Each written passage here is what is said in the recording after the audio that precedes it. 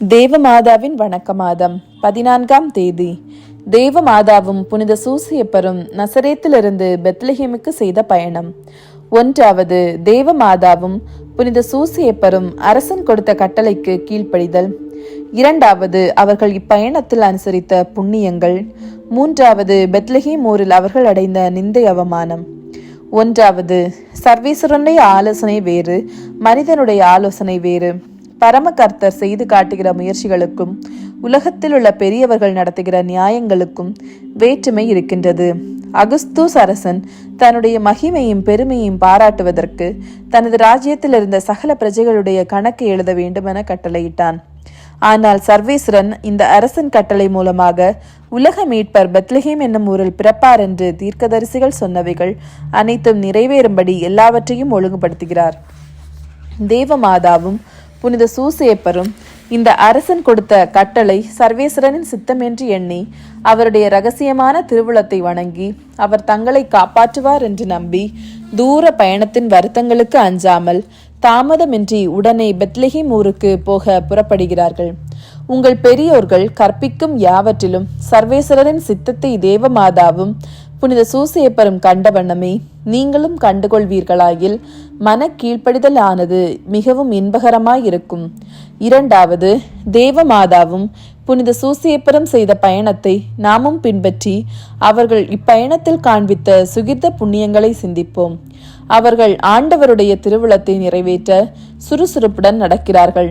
அவர்கள் மேற்கொண்ட தூர பயணத்தினாலும் தங்களுடைய எளிமையினாலும் கரடுமுரடான வழிகளினாலும் கால மாறுதலினாலும் வந்த வருத்தம் எல்லாவற்றையும் பொறுமையுடனும் மகிழ்ச்சியுடனும் சகித்து கொண்டார்கள்.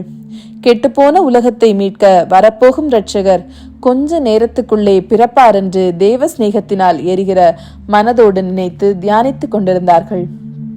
நாம் தகுந்த சமயங்களில் தேவமாதாவும் புனித சூசேப்பரும் காண்பித்த நல்ல மாதிரிகைகளை பின்பற்றி நாம் செய்கிறதையும் நடக்கிறதையும் பேசுகிறதையும் ஜெபத்தினாலும் பொறுமையினாலும் தேவ சித்தத்துக்கு அமைதலினாலும் சீர்படுத்த கடவோம். 3.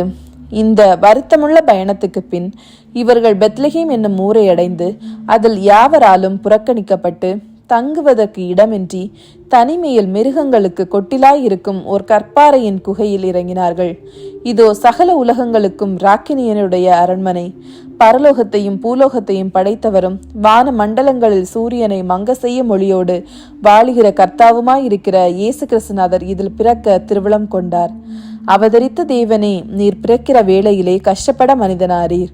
நீர் உம்முடைய திருத்தாயுடன் வளர்ப்பு தந்தையுடனும் பட்ட புறக்கணிப்பையும் அவமானத்தையும் தரித்திரத்தையும் கஸ்திகளையும் நான் கண்டு எனக்கு வரும் நிர்பாக்கியத்திலும் துயரத்திலும் பொறுமையின்றி முறைப்படுவானேன். ஓ மரியாயே, ஓ சூசேப்பரே, எனக்கு இவ்வுலகில் ஏற்படும் தீமைகளில் நான் பொறுமையாயிருக்கும்படிக்கு எனக்கு கிருபை செய்தருள வேண்டுமென்று உங்களை மன்றாடுகிறேன். ஜெபம். ஓ மரியாயே, பரிசுத்த தாயாரே, உம்முடைய பிதாவிடத்தில் இயேசு கிறிஸ்துநாதர் மத்தியஸ்தராய் எனக்காக மனு பேசுகிறார் என்றும் நீரே உம்முடைய திருக்குமாரனத்தில் நல்ல உபகாரியாய் எனக்காக மன்றாடுகிறீர் என்றும் நினைத்து உறுதியான நம்பிக்கை உள்ளவனாக இருக்கிறேன். இன்று முதல் நான் சாகும் அளவும் உம்மையும் உம்முடைய திருக்குமாரனையும் இடைவிடாமல் வேண்டிக் கொள்ளுவேன். நான் இந்நாள் மட்டும் ஜெபம் செய்வதில் மிகவும் அசட்டை உள்ளவனாக இருந்தேன். இதனால் என் ஆத்மமானது மிகவும் பலவீனப்பட்டு இருக்கிறது.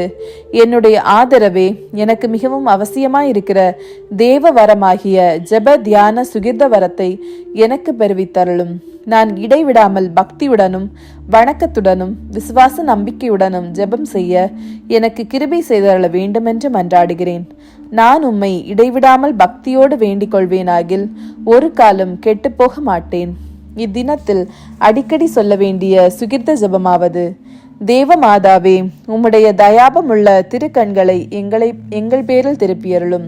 14ஆம் நாளில் செய்ய வேண்டிய நற்கிரிகையாவது: உத்தரிய சபையிலே பிரவேசித்திருந்தால் அதனுடைய ஒழுங்குகளை அனுசரிக்கிறீர்களானவன பார்க்கிறது.